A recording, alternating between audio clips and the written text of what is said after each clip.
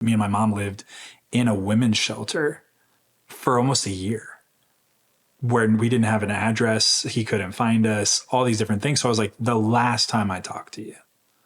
It's been enough time at that point for me. And I have a point to this. I think this was way heavier than I was expecting to go, or maybe that it should be. But no, this is the point. I think that he said that, asked me for forgiveness. I said, sure, I forgive you. He asked me if I loved him. I said, no, I did not love you, but I forgive you.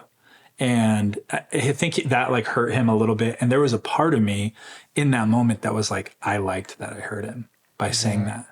Justice. Right. And so like, and in the time I was like, you know, he hung up. It was short after that. And I called my wife. I was like, you'll never believe who I just talked to on the phone.